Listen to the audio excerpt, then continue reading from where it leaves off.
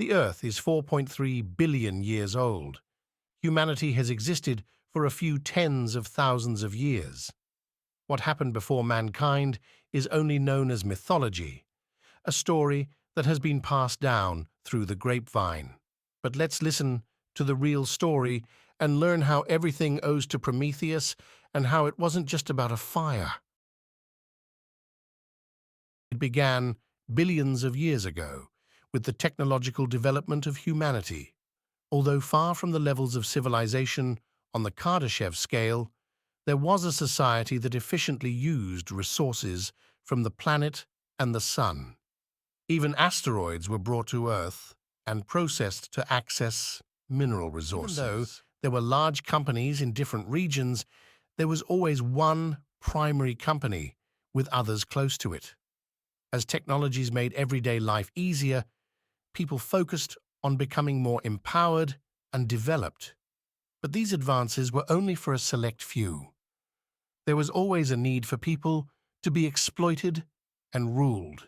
With longevity and technological advances, some people began to see themselves as superior to others. So much so that they began to think that they were born with supernatural powers and began to see themselves as gods. These powers were used only to make people obey and worship them. Knowledge was taken away from people, and each generation became more ignorant than the last. Over time, these people became identified by the names they were given: Zeus, Hades, Odin, Ra. Instead of answering prayers, the gods began to enjoy cruelty, torture, and pleas. This ignited the first spark of rebellion. People began to search for a way to disrupt this order with the scraps of knowledge they had left. Prometheus, who took steps on this path, stood out as a man designed in ancient ruins. Prometheus's goal was to obtain a power that could stand against the gods so that there would be hope for humanity. For generations, this mission was passed down, and prayers were raised to Prometheus. Prometheus finally opened his eyes and looked around.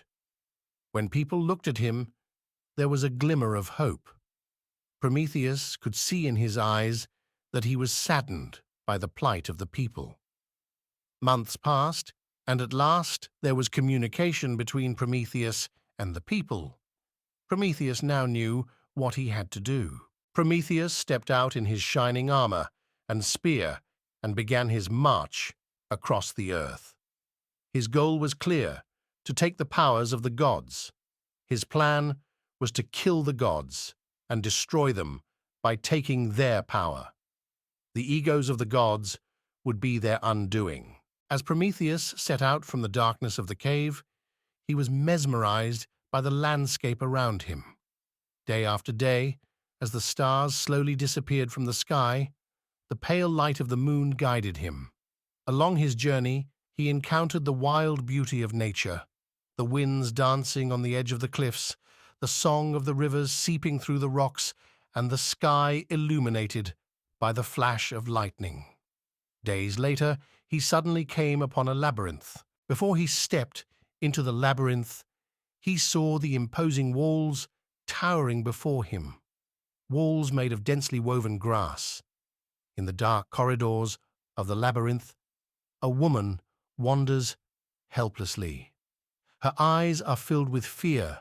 Every step she takes is taken in fear of death.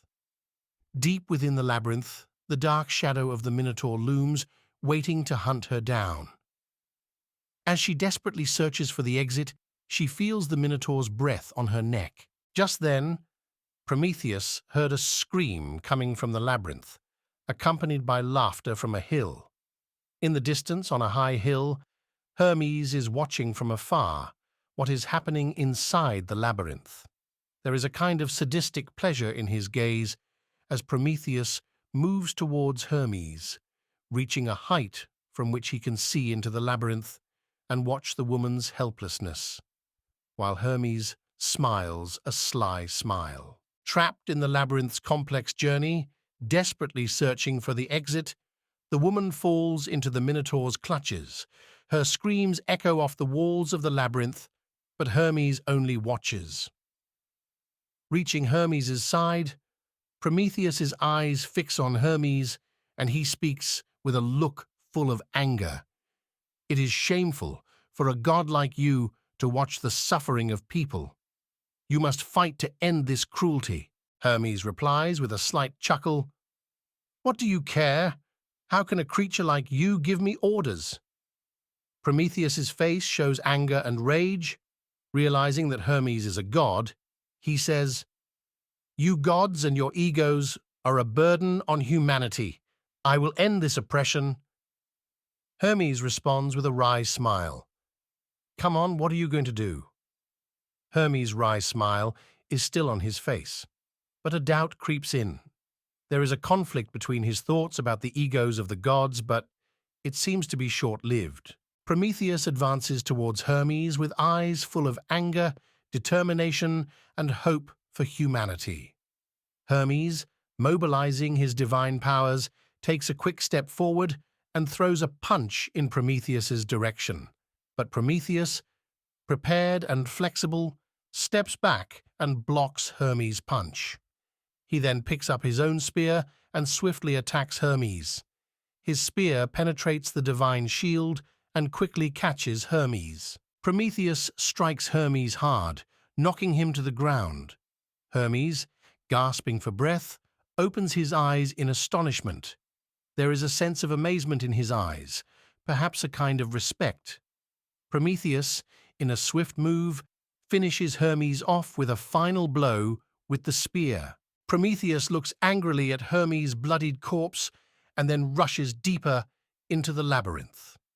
He stands in front of the Minotaur and throws his spear with all his might at the Minotaur, killing it in one blow.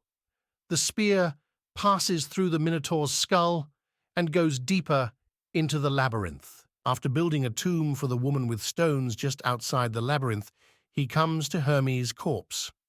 A plant, Ambrosia, appears in Hermes' blood. Prometheus takes this mysterious plant and takes a bite after examining it with some hesitation and feels the divine powers of Hermes being drawn to him, then consumes Ambrosia with angry bites as if he could not take his anger. As he turns his back to the bloody corpse of Hermes and takes his next target, the laughter coming from the mountains attracts his attention. He turns his direction to the mountains and moves towards his next target with hatred.